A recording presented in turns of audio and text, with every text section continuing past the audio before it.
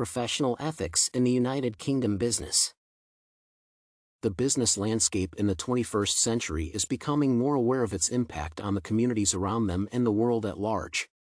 Corporate social responsibility and ethical behavior are expected from companies who wish to achieve success in the international arena. Therefore, corporate responsibility is one of the staples of culture in large and successful companies like Apple, Microsoft, Google, Tesla, and others. However, corporate responsibility cannot be achieved without personal responsibility. It is up to every individual manager and employee to behave ethically in order for the larger vision to be achieved. Self-reflection is an important part of assessing one's own actions and finding opportunities for improvement. The purpose of this reflection paper is to analyze one's own strategies and practices through the prism of CMI, Chartered Management Institute, Code of Conduct. Trustworthiness. Behaving in an open, honest, and trustworthy manner is the foundation for building a relationship between employers, employees, and customers. Trustworthiness includes personal responsibility for one's own decision-making, professional integrity, truthfulness in conversations, resistance to acts of bribery and corruption, as well as compliance with all relevant laws and regulations of a specific country. Corporate social responsibility is directly related to the concept of trustworthiness. The government and the society need to trust a company to not take advantage of the publicity and special access to needy populations, while the recipients of acts of kindness must be sure they are not being used. In general, I would say I am a trustworthy individual. However, there are times and incidents during which I act in an untrustworthy manner. An example of such a situation would be when I fail to complete a relatively benign promise in time. This could occur either through my own negligence or through a series of factors outside of my control. Most of the time, I simply choose to do it later than promised because the task is neither urgent nor powerful enough to be given priority. Although such a minor breach of ethical behavior seems harmless, it may translate into negative consequences for the company, should I fail to complete my duties even after postponing the task in question. Not knowing the full picture might cause wrong judgments and translate into a major failure, loss of money and profit, loss of face, and negative consequences for other employees and the community. Practicing trustworthy behavior at all times is the most appropriate course of action. Protecting the best interests of stakeholders. Being dedicated to serving one's stakeholders over selfish personal interests is a concept that places long-term growth and reputation build-up over short-term objectives. It is also closely related to the ethical concept of trustworthiness discussed in the previous section. It involves safeguarding and showing good faith when dealing with confidential information, supporting the organization's vision and mission, being honest with customers, and developing relationships based on the quality of service, trustworthiness, and respect. This idea can be applied to persons and organizations. Acting in the interest of all stakeholders is a primary requirement for a company that seeks to pursue corporate social responsibility. I have no issues with protecting the interests of the company's customers and clients. Doing otherwise is not only unethical but also illegal in most cases and scenarios. However, I often have trouble discerning between the good of the company and the good of the community. The debate between corporate social responsibility, SCR, and competitive advantage comes into play.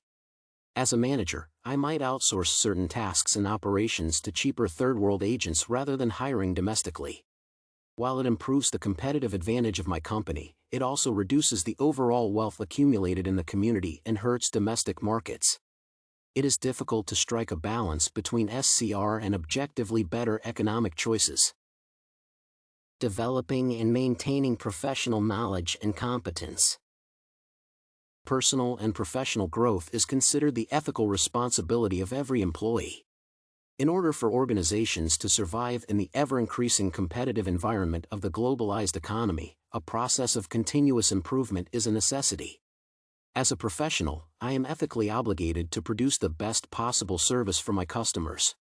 However, the issues of personal interest versus corporate interest come into play. I was hired to perform a certain job, at a certain quality, for a certain pay. Self-education and continuously performing above the call of duty do not offer short-term compensation, especially on dead-end jobs. However, it does offer long-term job security and career opportunities. Creating a positive impact on society. This ethical responsibility is a contentious one. Some theorists of the free market, such as Milton Friedman, would argue that capitalist enterprises are already having a positive impact on the society by providing jobs and tax revenues, meaning that the only other prerogative of their existence is serving the interests of shareholders. The principles of SCR, however, state that the rich and wealthy have a higher moral responsibility to the communities around them and the society in general. Once more, my personal dilemma lies in determining how much SCR I can perform as a manager without sacrificing my company's growth. Respecting the people. Respect and good manners have a positive effect on relationships with customers and coworkers alike. The ethical reasoning for remaining respectful relates to the common good of the company and the community in general. It helps reduce turnover, promote a healthier climate, improve the quality of work, and reduce corporate losses. My personal failure in regard to this ethical duty involves losing patience with some of my customers and coworkers. I should work on the remaining collected and calm at all times in order to benefit my company and perform efficient work. Upholding the reputation of the profession and the company. This ethical duty revolves around all of the matters described above. The reputation of a professional and a company is connected, as an employee serves as the company's representative when performing work or dealing with a customer. However, upholding this reputation is harder when the worker or the manager is not in direct contact or when the responsibility is spread among many people. For me, it is sometimes hard to perform above minimal level when I know that individual effort would not be seen or recognized. I must work on improving my understanding of collective effort and finding inner motivation. Conclusion. Reviewing my performance against the CMI Code of Conduct helped me spot various weaknesses in my ethical behavior at work.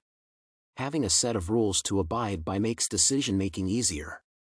In my point of view, a manager must never lose focus on their work and purpose, and always put the collective benefit in front of personal profit.